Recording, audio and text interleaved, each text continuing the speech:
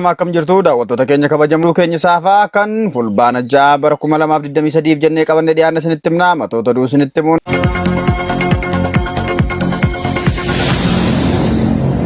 Baha Wallaggaa, Lixa Wallaggaa fi Qellam Wallaggaa keessatti waraanni murna PP waraana bilisummaa Oromoo of fakkeessuun saamicha raawwachaa jiraachuu jiraattonni dubbatan.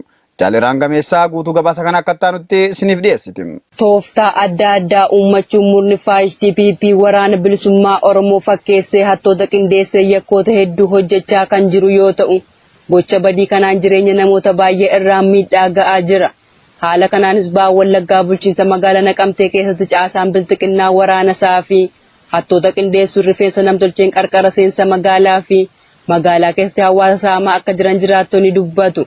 Dabalataanis Lixa Wallaggaa aanota tokko keessatti mul'achaa kan jiru gochi kun eengadda fulbaanaa 2023 aanaa Qilxukaarraa keessatti dargaggoo Solomoon Manyaaqaa dhalataa aanaa Lataa Sibuu kan ta'e hojiif asoosaa deemee osoo galaa jiru aanaa Qilxukaarraa bakka addaa Haadhaa Booyyee jedhamuun beekamutti qarshii 2000 fi bilbila harkaa guddaa waraanni faayistii PP rifeensa namtolcheen saamuun barameera. Qellam Wallaggaa aanaa Anfilloo bakka addaa Shollaa jedhamuttis gochi saamichaa waraana maafiyaa PP raawwachaa akka ture jiraattonni ifoomsaniiru. Arsii Bahaa aanaa Eexosaa keessatti hidhaan waraana PP'n jiraattota irratti jabaachuu jiraattonni dubbatani. Jaalaa Caluu Roobaa dabalata qaba. Ilmaan namaaf kabaja kan hin qabne murni bilchiqinnaa Oromiyaa keessatti hidhaa meeshaa waraanaa godhachuun ilmaan Oromoo bakkoota cufatti badii tokko malee hidhuun dararuu jabeessan. Haaluma kanaan godina Arsii Bahaa aanaa Eexosaa ganda Handoodee jedhamutti hagayya 29/2023 irraa kaasuun namoota maqaan isaanii Abdoo Saanoo fi Shafarraa Baqqalaa jedhaman maqaa obboloota keessan tuwwa booda jedhuun qabanii hidhaan erga dararuu eegalanii bubbuleera. Namni tokko ilmi isaa umrii 18 ol ta'e irratti ajaja guutuu akka hin qabnee fi ofii irratti abboomuu akka danda'u beekamus ilma isaanii gaafatamuu qabu dhiisanii abbaa fi obbolaa isaanii qabanii dararuun sirrii akka hin taane beekamus bilchiqinnaan garuu tooftaa ittiin namoota sodaachisuun qabachuu danda'an taasifatee maatii rakkisaa akka jiruun ni beekama. Aanaa Eexosaa ganda baadiyyaa keessatti yeroo ammaa namootni socho'anii jiraachuun rakkoo ta'uu kan nuuf himan maddeen maqaa waraana bilisummaa Oromoo deeggartu jedhu qofaan namootni baay'een waajjira gandaa fi buufata poolisii aanaa Eexosaa keessatti hidhanii dararaa akka jiran ni beekama. Lixa Wallaggaa aanaa Qondaalaa keessatti waraanni murna PP saamicha daldaltoota irratti yoo jabeessan riqicha aanaa Baabboo Gambeelii fi Qilxukaarraa wal qunnamsiisu guutummaatti kutuun barame. Dabalata isaaf Jaalboora Addunyaa.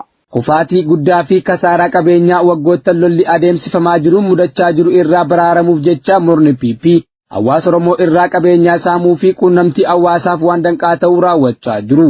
Caasaan murna bilxiginnaa dinagdeen hawaasa miidhuuf jecha Lixa Wallaggaa aanaa Qondaalaa keessatti namoota daldalanii jiraataniin maallaqa qarshii 10,000 tokkoon fidaa jechuun hawaasa dararaa akka jiran maddeen heeruun namootni maallaqa kaffalan dhaban ammoo hidhaan doorsisaa jiraachuun himameera. Oduu biraatiin ammoo Lixuma Wallaggaa aanaa Baabboo Gambeelii fi Qilxukaarraa gidduutti kan argamu riqicha naannoo addaa laga Toobee jedhamu hawaasa jalaa fulbaana 5 bara 2023 kutuun namootni wal keessa deemanii daldalachuuf akka danqamanii jiran jiraattotni kaasuun waggaa darbees riqicha kana kutanii akka turan ni yaadatama. Kaaba Oromiyaa godina Walloo aanaa Arxummaa Fursee keessatti waraanni faashistii PP namoota nagaa hidhuu ammeesse.